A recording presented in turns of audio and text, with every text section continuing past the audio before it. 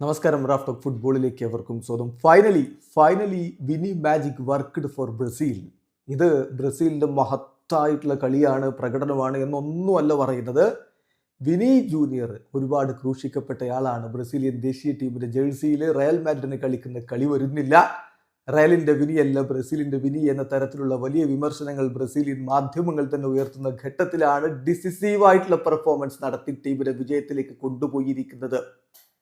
കൊളംബിയയുമായിട്ട് 1-1 സമനിലയിൽ കുരുങ്ങി അങ്ങനെ നിൽക്കുന്ന ഘട്ടത്തിൽ അവസാന നിമിഷങ്ങളിൽ ഒന്നിൽ അദ്ദേഹം തൊടുത്ത ആ ഒരു വെടിച്ചില്ല് ഗോൾ ഉണ്ടല്ലോ, ആ ഗോളാണ് ബ്രസീലിനെ വിജയത്തിലേക്ക് കൊണ്ടുപോയതും 3 പോയിന്റ് ബ്രസീലിന് നേടിക്കൊടുത്തതും. യെസ്, ഇത് അത്ര മികച്ച പെർഫോമൻസ് അല്ല, സമ്മതിക്കുന്നു. പക്ഷെ ഈ വിജയം ബ്രസീലിന് അനിവാര്യമായിരുന്നു. അതോടുകൂടി ബ്രസീൽ ഇപ്പോൾ വേൾഡ് കപ്പ് ക്വാളിഫയറിൽ 2ാം സ്ഥാനത്തേക്ക് ഉയർന്നിട്ടുണ്ട് എന്ന കാര്യം കൂടി നമ്മൾ ശ്രദ്ധിക്കണം. അപ്പൊ ഇതാണ് പ്രധാനം, വിജയമാണ് പ്രധാനം, 3 പോയിന്റാണ് പ്രധാനം. അത് സംഭാവന ചെയ്തത് വിനിയുടെ ഈ പ്രകടനം തന്നെയാണ്.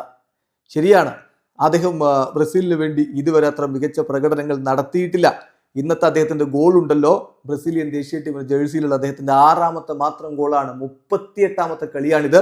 38 കളികളിൽ നിന്ന് 6 ഗോളുകൾ ഒരു മികച്ച കണക്കേ അല്ല, സമ്മതിക്കുന്നു. പക്ഷെ ഫൈനലി വിനി കാണിക്കുകയാണ് തന്റെ മാജിക്. ബ്രസീലിയൻ ജേഴ്സിയിൽ ലോകത്തെ ഏറ്റവും മികച്ച താരത്തിനുള്ള ഫിഫ ബെസ്റ്റ് ലഭിച്ച താരമാണ്. അദ്ദേഹത്തിന് തന്റെ ദേശീയ ടീമിനായിട്ട് പ്രകടനം നടത്തുക എന്നുള്ളത് എത്ര പ്രധാനപ്പെട്ടതാണെന്നറിയാം. അതിന്റെ ഫലമായിട്ട് വന്ന ഈ പ്രകടനത്തിന് കൈയടിച്ചേ പറ്റൂ. ഈ കളിയിൽ വിനിയുടെ പ്രകടനത്തിന്റെ കണക്കുകൾ നമ്മൾ നോക്കുകയാണ്. അദ്ദേഹം ഒരു ഗോൾ അടിച്ചു എന്ന് മാത്രമല്ല, ഒരു പെനാൽറ്റി അദ്ദേഹമാണ് ഉണ്ടാക്കിയത്. അദ്ദേഹമാണ് ആ പെനാൽറ്റി വിൻ ചെയ്തത്. ആ പെനാൽറ്റിയാണ് റാഫീഞ്ഞ ഗോളാക്കിയത്. ചുരുക്കത്തിൽ 2 ഗോളിന് പുറകിലും വിനിയുണ്ട്, തിരിച്ചും 2 ഗോളിന് പുറകിലും റാഫീഞ്ഞയും ഉണ്ട്. അത് മറക്കുന്നില്ല. ഏതായാലും ഒരു ഗോൾ അദ്ദേഹം അടിക്കുന്നു, 4 ഷോട്ടുകൾ തീർത്തു, 4 ഓൺ ടാർഗറ്റ് ആണ്.